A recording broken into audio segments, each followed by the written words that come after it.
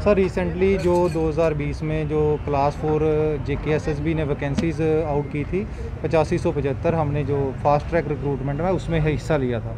उसमें 4 लाख कैंडिडेट्स थे और हमने जो उस वक्त जो पड़ी थी हमने एडवर्टाइजमेंट, उसके मुताबिक जो था जो डॉक्यूमेंट्स हमसे मांगे गए थे हमारे पास वो सब डॉक्यूमेंट्स थे। अब मसला तब खड़ा हुआ जब हमने अपनी नौकरियां छोड़ के तैयारी की, हमने कोचिंग पे पैसा बर्बाद किया। हमारे पास हायर क्वालिफ़िकेशन है, यहाँ लोग B.Ed वाले हैं, M.Ed वाले हैं, इसीलिए आज हमने ये डिग्री इसलिए नहीं की थी कि हमें ये क्लास 4 की जॉब करनी पड़ेगी, लेकिन आज मजबूरी बन गई है क्योंकि 2010 के बाद से ना लेक्चरर की पोस्टें हैं, ना टीचर्स की पोस्टें हैं, ना ही असिस्टेंट प्रोफेसर की वैकेंसीज़ हैं। हम जाएँ तो जाएँ कहाँ? हमने जब ये इस रिटन टेस्ट को क्वालिफाई किया है, हमें सिलेक्शन होगी जो हमने मार्क्स ऑब्टेन किए हैं जो रिटन टेस्ट में।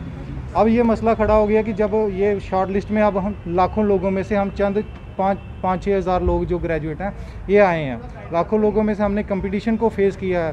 तो अब ये हमसे एक इलीगल एफिडेविट मांग रहे हैं कि आप ये लिख के दे दो कि आपकी क्वालिफ़िकेशन जो 10+2 से ऊपर नहीं है। अगर कल को पता चलेगा वो आपको जॉब से हाथ धोना पड़ेगा और from the date of joining से करना पड़ेगा। लेकिन ये बिल्कुल इलीगल है, ये हमारे फंडामेंटल राइट्स को वायलेट करता है। तो हम यही चाहते हैं कि JKSSB को जल्दी से जल्दी जो GAD से कंसल्ट करना चाहिए, GAD को डायरेक्शन देनी चाहिए कि ऑलरेडी जो इसी SRO के तहत जो 35 से 40 हज़ार बंदा 2008 के बाद लगे हैं, तो इनको भी एलिजिबल करके, हम ये नहीं चाहते कि हम ये मसला कोर्ट में जाए, कोर्ट में जो फिर ये रिक्रूटमेंट जो पहले से होता है, हम ऐसा कुछ नहीं चाहते हैं। हम यही हमारी ये LG साहब से ये रिक्वेस्ट है कि हमें जो नौकरी दी जाए, हमने जो कंपटीशन को फेस किया, हम ये चाहते हैं कि सभी को जिसने भी क्वालिफाई किया, चाहे वो 10th वाला चाहे 12th वाला।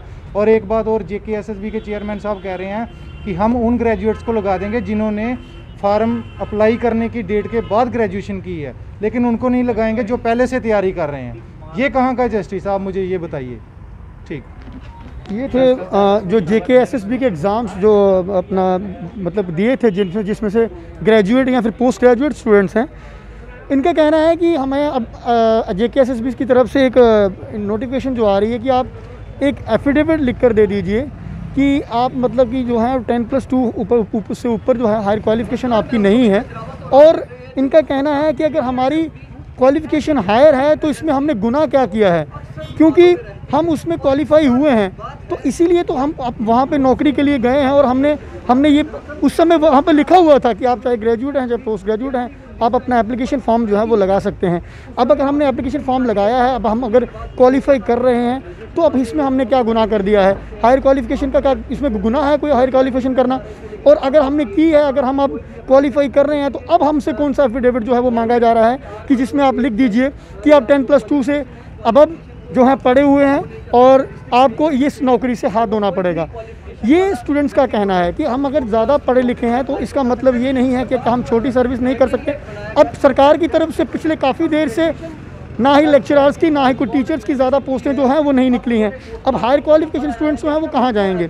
और इनका कहना है अगर हम चाहते हैं कि हम ये 4th क्लास नौकरी हैं, चाहे छोटी नौकरी है, चाहे कोई भी, अगर हम चाहते हैं करने के लिए, तो सरकार हमसे ये कौन सा एफिडेविट लिख के मंगवा रही है कि भाई आप लिख कर दे दीजिए कि आप हायर क्वालिफाइड हैं, आप ये इस नौकरी को नहीं करेंगे। मैं नरेश चौधरी, कैमरामैन विजय कुमार के साथ, देखते रहे NES डिजिटल TV। जय हिंद, जय भारत, जय जम्मू।